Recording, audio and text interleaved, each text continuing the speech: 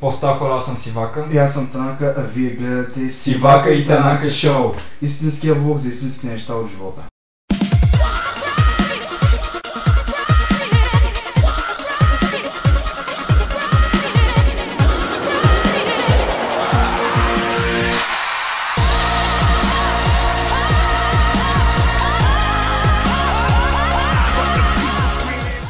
Здравей, Злати! Здравей! По повод първият учебен ден, Big Brother реши да те върне в началното училище.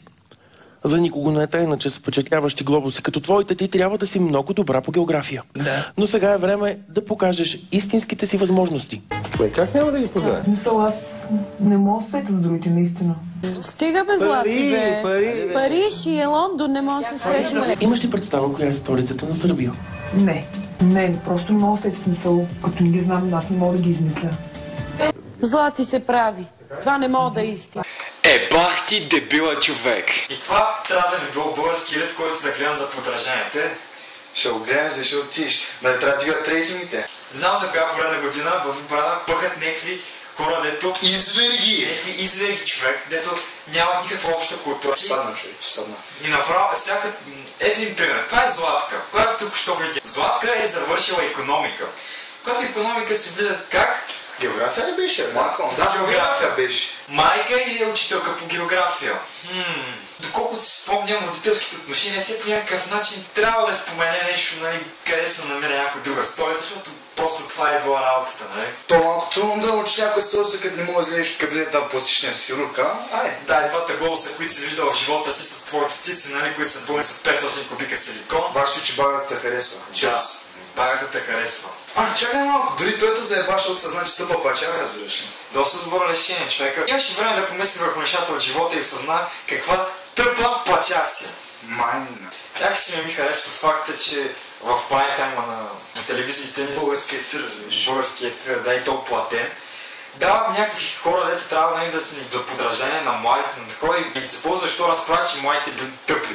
Някак не сме тъпи, като единството, което гледам по телевизията, са някакви такива идиоти като Злата. Да, имаш 20 брат прайм тайма, турски сериал. Или Big Brother, в който гледаш някакви изроди, които дори не знаят елементарни неща от живота, които аз ги знам от 4-ти клас, пък той ги знам първи, защото има мозъкът на абсолютно да, животно. И интелигентни очила. Разбираш ли? Така че, моля ви, следващия път, когато си включите телевизора да гледате сир, нали, в скоби, Big Brother. Не сетите какво правите. Всъщност вие давате... Спонсорирате ги, карате ги да правят точно същите неща в следващите години. Нека да не взимаме педестал хората, които не заслужават. Дивите на нас.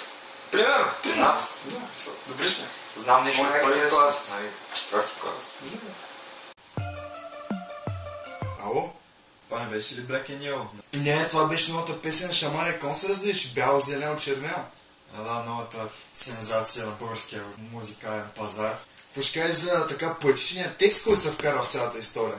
Мисля, че още от самото начало Биг Шапо казва защо изобщо не е известен на българския пазар с уникалните си лирики. И все пак прави песен с DMX, с Snoop Dogg, той го ли прави световна звезда? Да, ако имаш достатъчно пари и с някакво... Пълно леке, разбираш? Пълно леке, абсолютно. И между другото, какво да кажем за Константин? Го бяхме виждали на музикалния пазар от стана 10-12 години, откакто чухме великата песен Фенки, разбираш ли?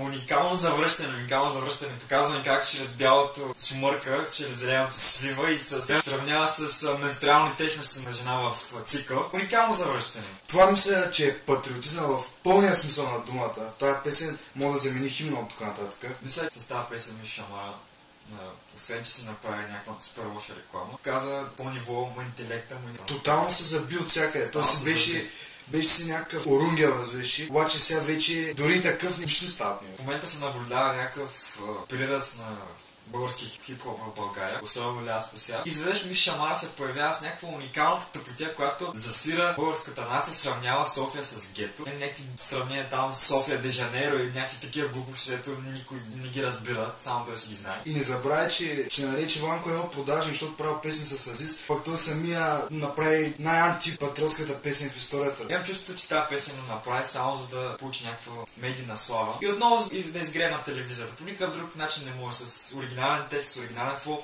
Да не забравим с това, което започнахме, че изцяло мелодията е крадена от песента Black and Yellow на Уиз Халифа. Най-смешното, откъде го избара този конса? Преди се беше крил в Миша Дупка, че му гледахме кривата физиономия толкова години. Сега се появява отново. Ако може конса, ако ме гледаш, моля се, че наври си микрофон в газа и изчезли някъде. Значи с това 100% ще навлечем гнева на доста хейтери. Трябва да се развиваме. Не слушаме някакви такива простоти, да сравняваме българския флаг с различни дейности на различни видове рапъри. Обжето с това ключи, с тези няколко минути, в които ви говорим тук някакви глупости, ето храним хората. Не, че ги храним, просто казвам истина.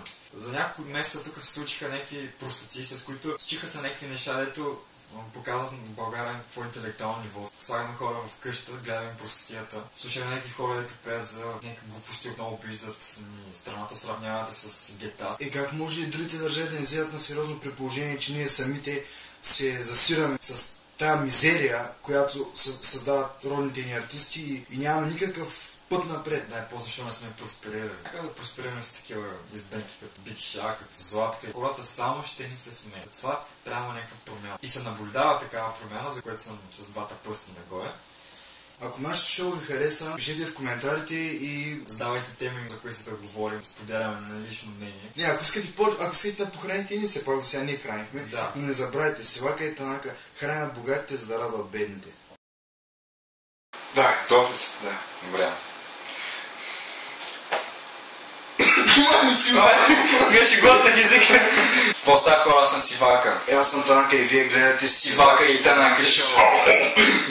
Добре, за какво? За какво издръжа като мърша?